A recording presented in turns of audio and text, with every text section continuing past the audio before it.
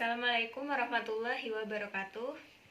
Nama saya Naili Wahyu Aliyah, NIM T2018-3074, presenter pertama dari kelompok 1. Di sini saya akan menjelaskan yang pertama-tama itu pengertian kepemimpinan menurut para ahli. Yang pertama itu menurut Stoner. Stoner menjelaskan bahwa kepemimpinan adalah suatu proses pengarahan atau usaha untuk memengaruhi kegiatan yang berhubungan dengan anggota kelompok. Yang kedua itu menurut Sudarsono.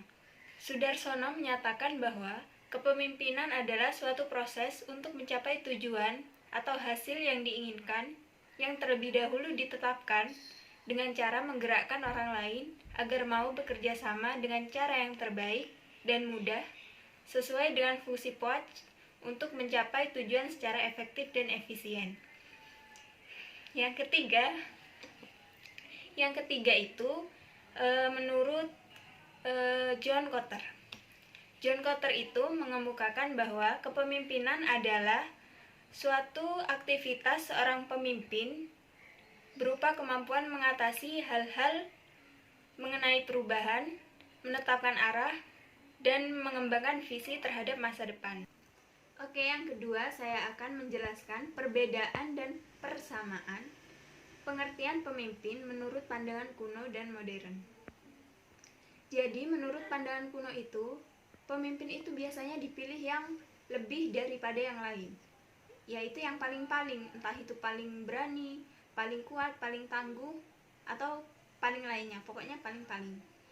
Sedangkan kalau menurut definisi dari pandangan modern, pemimpin itu gak perlu yang paling-paling, tapi pemimpin itu harus punya kemampuan dalam membuat rencana, melaksanakan rencana, dan membuat keputusan. Kemudian itu perbedaannya kan ya, kemudian saya akan menjelaskan persamaannya. Persamaannya itu yang pertama, sama-sama melayani dan memenuhi kebutuhan anggota kelompok. Yang kedua itu, sama-sama menggerakkan dan memengaruhi kegiatan dari anggota kelompok. Yang ketiga itu memberikan petunjuk kepada anggota kelompok, tidak hanya memerintahkan tapi juga memberitahu bagaimana cara-caranya. Kemudian yang terakhir, yang keempat itu tidak boleh egois. Jadi maupun kuno maupun modern itu harus apapun yang dilakukan itu harus berdasarkan kepentingan kelompok, bukan atas kepentingan pribadi. Mungkin itu saja yang dapat saya sampaikan. Selanjutnya akan dijelaskan oleh pemateri kedua. Bismillahirrahmanirrahim. Assalamualaikum warahmatullahi wabarakatuh. Saya presentator kedua dari kelompok 1 akan menjelaskan tentang latar belakang, sumber, dan fondasi kepemimpinan, di mana kepemimpinan tersebut merupakan suatu proses yang kompleksnya di mana seorang pemimpin memengaruhi bawahannya untuk melaksanakan visi dan misi tugas suatu organisasi agar lebih maju dan bisa melanjutkan apa yang ia inginkan atau telah direncanakan oleh seorang pemimpin, di mana tidak ada pemimpin jika tidak ada yang dipimpin. Nah, maka dari situlah latar belakang seorang kepemimpinan, di mana kita harus bisa memengaruhi seseorang untuk mengikuti apa yang kita mau atau apa yang kita pimpin. Yang kedua adalah sumber kepemimpinan, di mana di sini sumber kepemimpinan itu ada 3. Yang pertama, kepemimpinan karena jabatan. Yang kedua, kepemimpinan karena tradisi. Yang ketiga, kepemimpinan karena karisma. Di mana di situ kepemimpinan yang pertama karena jabatan. Yang dimaksud dengan kepemimpinan karena jabatan itu adalah kepemimpinan yang diangkat secara resmi oleh pihak yang berwenang. Contohnya seperti pengangkatan presiden, seperti itu. Lebih dipahami lagi kalau kita sudah melihat contohnya, di mana seorang presiden itu bukan siapa yang mengangkat atau terangkat sendiri, tidak, tapi itu yang mengangkat presiden itu adalah orang. Kemudian ini turun menurun dari nenek moyang kita. Seperti contohnya dulu raja, ratu, seperti itu. Di sini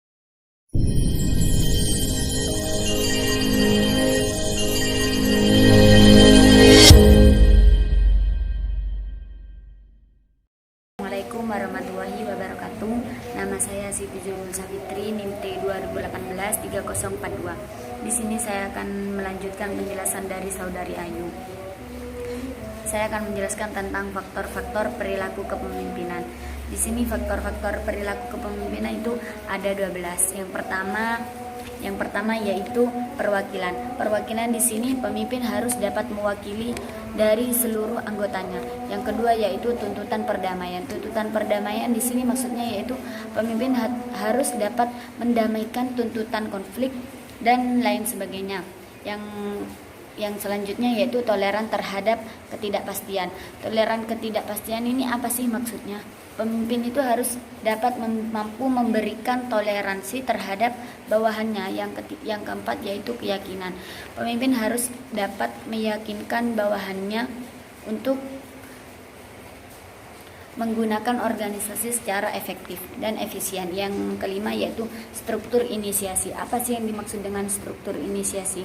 Struktur inisiasi yaitu pemimpin harus dapat mengetahui apa yang diinginkan oleh mereka yang dimaksud di sini yaitu bawah.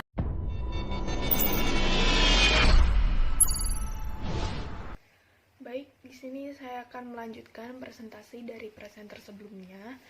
Saya di sini akan menjelaskan tentang peranan kepemimpinan. Jadi, salah satunya peranan seorang pemimpin dalam sebuah organisasi itu adalah memimpin sebuah organisasi itu sendiri. Karena apa? Bisa dibayangkan apabila sebuah organisasi tanpa adanya seorang pemimpin, apa yang akan terjadi pada sebuah organisasi itu? Yang pasti, sebuah organisasi itu tidak akan berjalan sesuai dengan rencana, tidak terarah, dan tidak ada yang mengarahkan. Karena apa? Sebuah organisasi itu perlu dukungan dari seorang pemimpin, karena seorang pemimpin itu adalah panutan dalam sebuah organisasi itu. Ada beberapa peran seorang pemimpin. Salah satunya itu peran kepemimpinan yang harus dimiliki seorang pemimpin adalah peran membangkitkan semangat kerja untuk karyawan. Contohnya itu seperti memberikan pujian, memberikan dukungan, memberikan semangat, terus memberikan penghargaan bagi karyawan yang berprestasi. Karena dengan itu akan membangkitkan semangat kerja karyawan dan dipastikan dalam mengerjakan sebuah organisasi itu akan berjalan semaksimal mungkin dengan adanya semangat dan dukungan dari seorang pemimpin.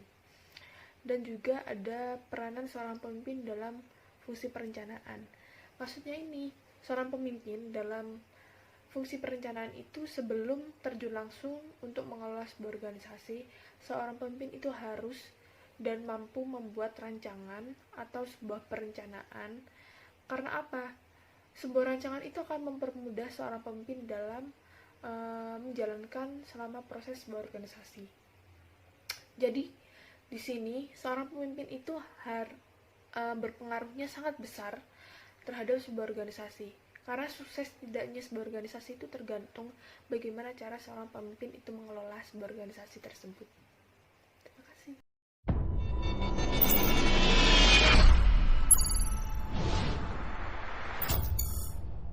Assalamualaikum warahmatullahi wabarakatuh. Nama saya Eko Wahyudi, NIM T 2018-3066. Saya akan menjelaskan tentang perbedaan pemimpin, kepemimpinan, dan kepala. Teman-teman pasti tidak asing ya dengan kata-kata itu, dan apakah teman-teman mengetahui apa perbedaan persamaannya? Jika tidak atau bingung sedikit, saya akan menjelaskannya ya dengan sedikit jelas seperti itu. Yang pertama itu ada pemimpin.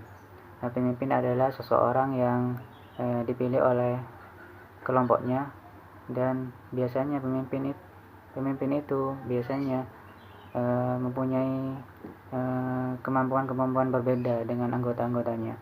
Pemimpin itu diberi tugas dan merangkul bawahannya supaya tujuan dan ketetapan bersama yang telah ditetapkan bisa tercapai seperti itu. Dan pemimpin itu biasanya mempunyai hak-hak sendiri istimewa dibandingkan dengan anggotanya, ya seperti hak untuk mengambil keputusan dan hak untuk menyuruh-menyuruh seperti itu. Yang kedua itu ada kepemimpinan. Kepemimpinan itu suatu proses mengenai pengarahan atau usaha untuk mempengaruhi kegiatan yang berhubungan langsung dengan anggotanya. Yang ketiga itu ada kepala. Kepala adalah seseorang yang diangkat oleh instansi atau kekuasaan terkait yang berwenang untuk mengepalai suatu kantor, dan biasanya kepala itu diberi tugas dan harus mempertanggungjawabkannya. Dan kepada bawahannya, dia atau kepala itu memberi tugas masing-masing kepada bawahannya dan harus diselesaikan juga seperti itu. Maka dari itu, kepala itu harus mempunyai skill kepemimpinan agar bisa mempengaruhi bawahannya supaya bawahannya itu percaya kepada kepalanya. Dari penjelasan ketiga itu ada kesamaan ya antara kepala dan pemimpin. Saya akan menjelaskannya sedikit.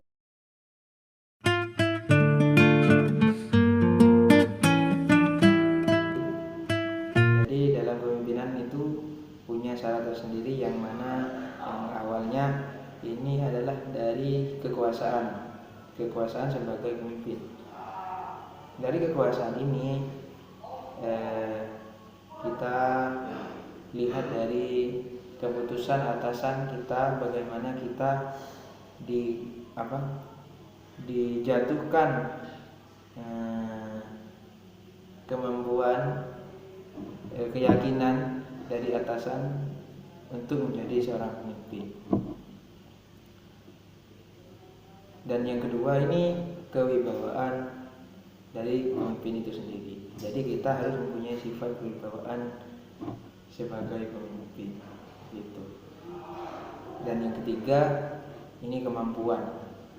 Apa mampu kita dalam memimpin ataukah tidak, itu dari kewibawaan kita sendiri. Jadi dari ketiga syarat-syarat ini dalam kepemimpinan itu lebih penting kepada kewibawaan dari pemimpin, dari sifat sifat kepemimpinan itu sendiri. Kewibawaan ini penting karena kewibawaan merupakan persatuan dari poin-poin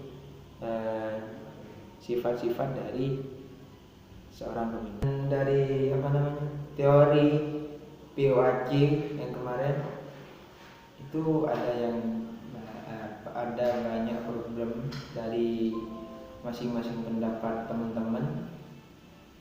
Ya mungkin dari POAC itu hanya saja dari planning, organizing, dan actuating, controlling, hanya itu saja. Dan bagaimana ketika kita hanya memakai POAC kemudian tidak memfungsikan dari teori siapa yang organizing dan actuating, controlling, hanya itu saja. Dan bagaimana ketika kita hanya memakai POAC kemudian tidak memfungsikan dari teori siapa yang PMDC